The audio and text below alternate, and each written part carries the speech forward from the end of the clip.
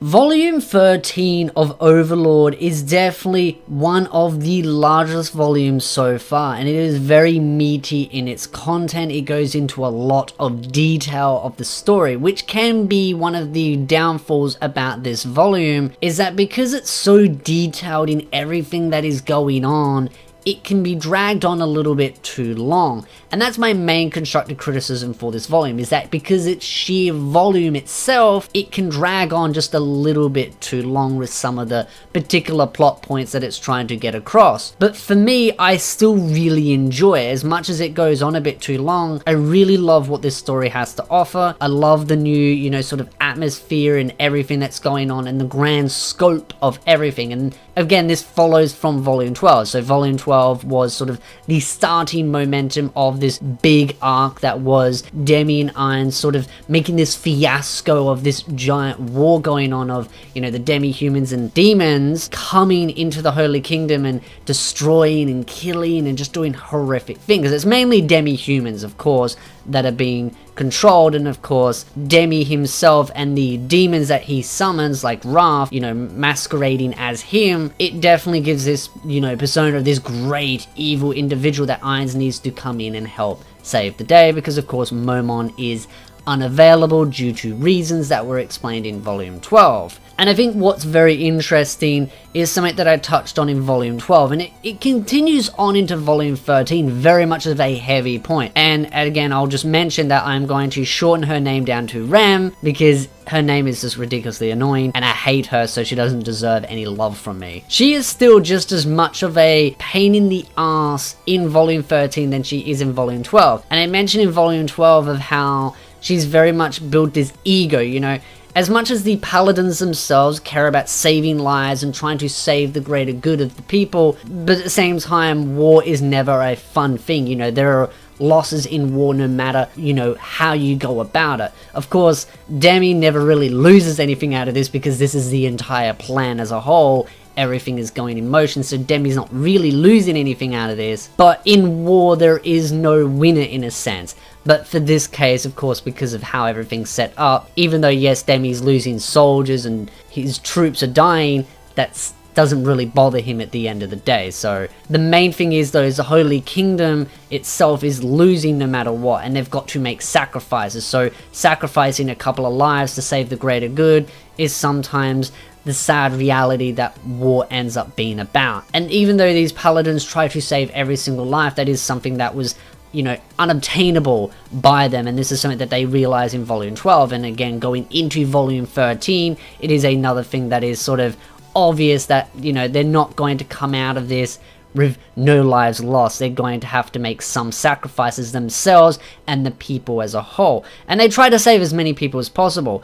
But the main thing about Rem that I just find really annoying, and I touched on this and there was definitely some criticism on it, is that Rem's ego is the main focus here. Because Ainz is undead, and of course she obviously has a stigma against undead because, again, they are holy individuals, they cherish life itself and don't like the undead due to, what undead are known for. She definitely has a stigma against Ainz, even though Ainz is showing to them that he is trying to help them. And again, what they see and what's really going on are two different things. So of course we know that Ainz and Demi have got this whole fiasco going on, but what they see is something completely different. And really, unless Rem has hard proof that Ainz is the one orchestrating everything, technically she has no right to be doing what she's doing, and she's just trying to create drama and friction for the sake of her own pride and prejudice.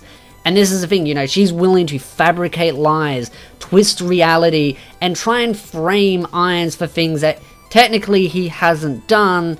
But again, we're looking at this as a perspective of what they can see and what they know of. Ignoring what the readers can see, they have no right to be sort of doing what they're doing with this whole attitude of, well, Ainz is undead and, who cares if he dies, let's just throw him away like gutter trash. Rem definitely has an attitude problem.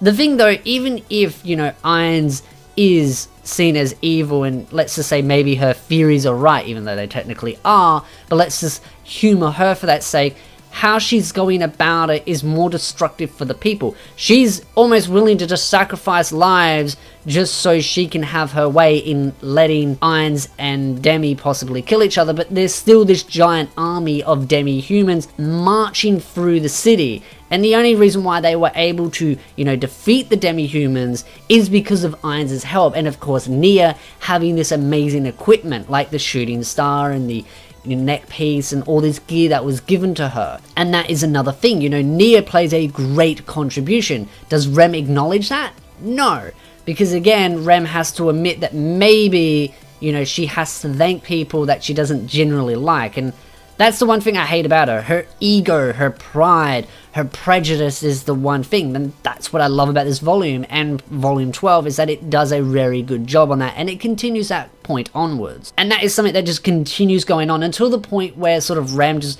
loses all sanity, especially realizing, of course, that the Holy Queen is, you know, dead, absolutely massacred, butchered in horrific ways, and there's no way to bring her back. Even though technically Ainz could bring her back, but again, he doesn't want to do that for obvious reasons. The thing that was quite interesting is Nia. Nia is a major focus, along with, of course, someone else I'll mention later on. Nia at the start is very much the focus, you know, she's fighting on the walls with the new gear, trying to work as best as she can to defeat these demi-humans.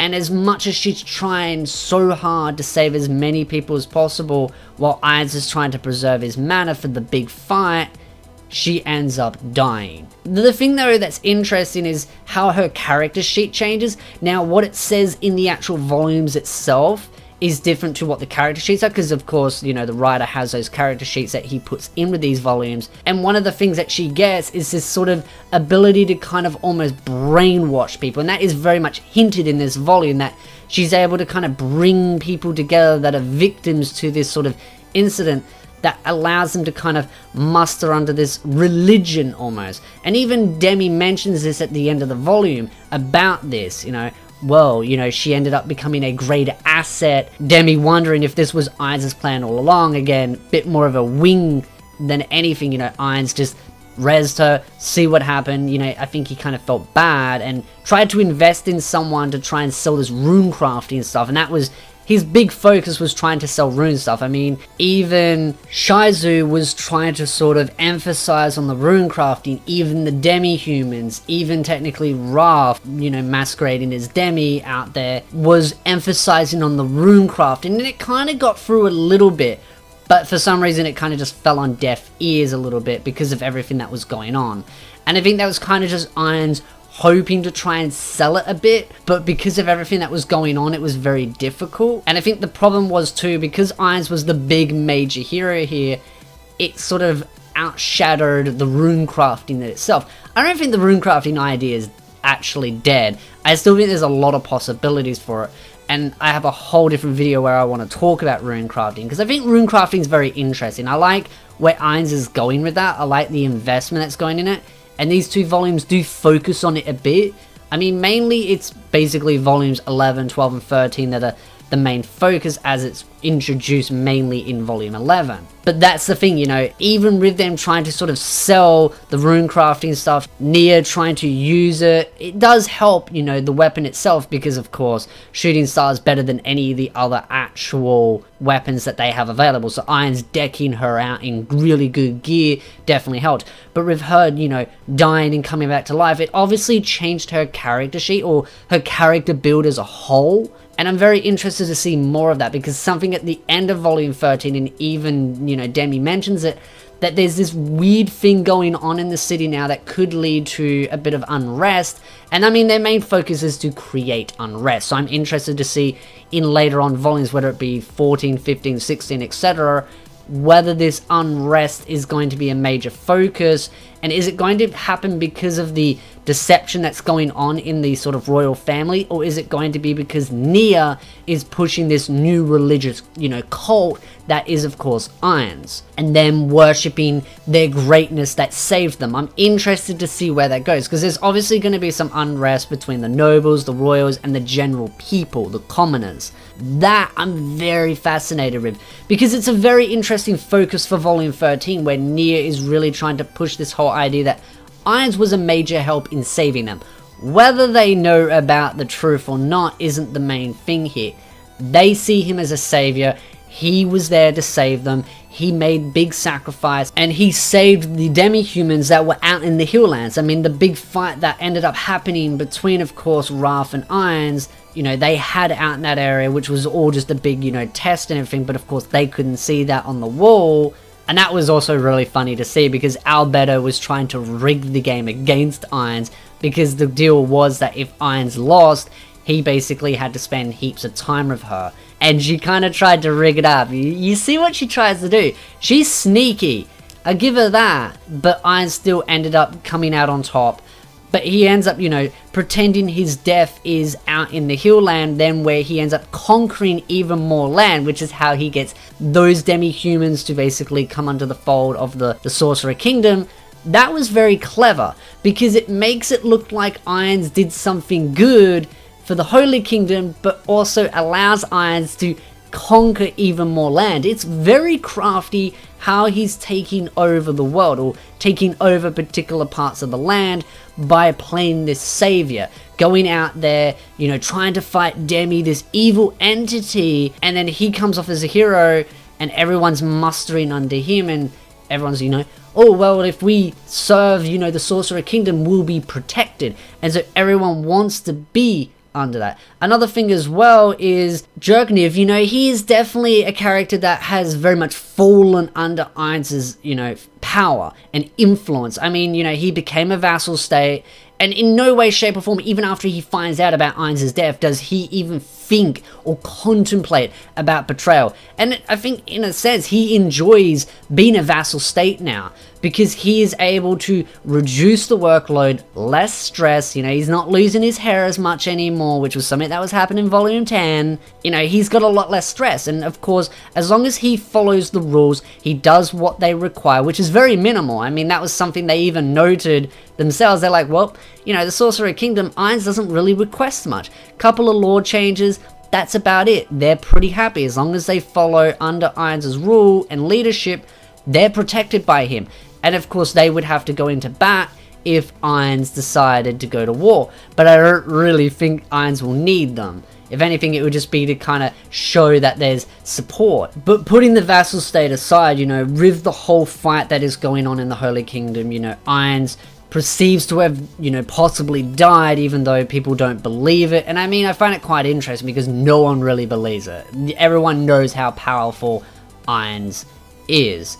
But with them believing that possibly he has fallen or, you know, died, of course, Nia tries to get a rescue team. They go out and they try and save this sort of princess, like slug, so that they can cause a rebellion.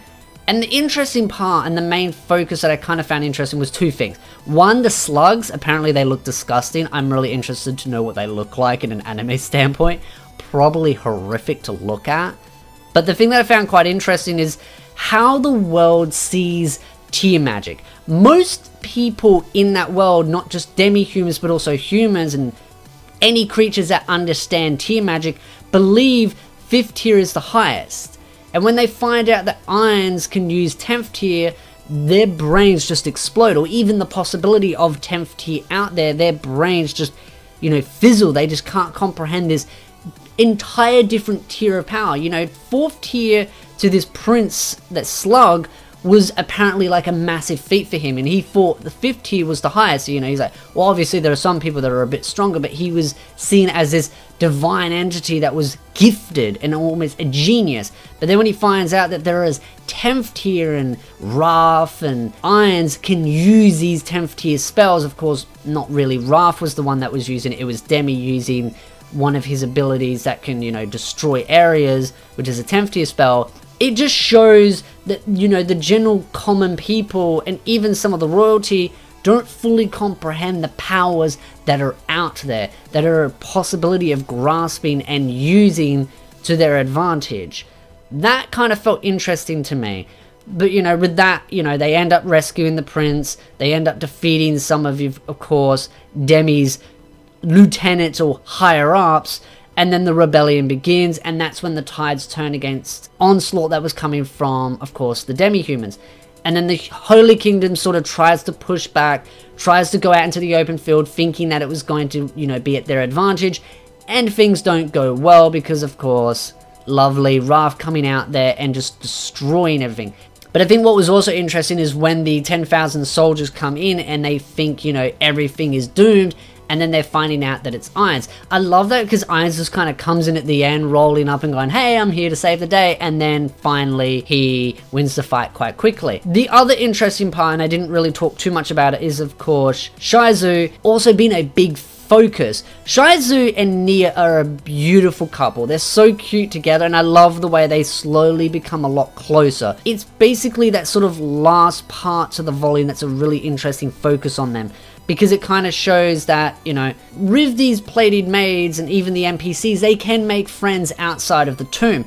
And that is something Ainz is trying to do. Of course, with the two elves, Ainz is trying to find friends for them. And of course, Shaizu being able to have a human friend, you know, of course, her karma being more positive, shows that there is this possibility that other NPCs and floor guardians could make other friends. Whether it's human or not, it could be, you know, demi-human or human. I mean, our lovely princess from the previous volumes definitely showed that, because that was something, you know, Demi and Albedo were able to sort of show that they had an interest in, of course, Renair. But that's the thing, you know, there is this possibility that these, you know, floor guardians, NPCs can make friends that are human and demi-human. But overall, I really love this volume. As much as it's a little bit long-winded, it's a very large volume, the largest so far. And I don't mind that. I definitely love a very meaty story, but there were some parts that were very drawn out. But overall, I really love this volume. I really love the story and the complexity that goes into things. There's definitely a lot more stuff to talk about that I might save for another video. Hopefully this video ain't too long. But I'd love to know your thoughts in the comment section down below. What did you like about this volume? Who were your favorite characters? What scenes stood out the most to you? I think I know which was the major highlight, but I'd love to know your thoughts in the comment section down below. But if you like this video, hit the like button, subscribe for more anime content, and I'll see you, beautiful nerds, in the next video.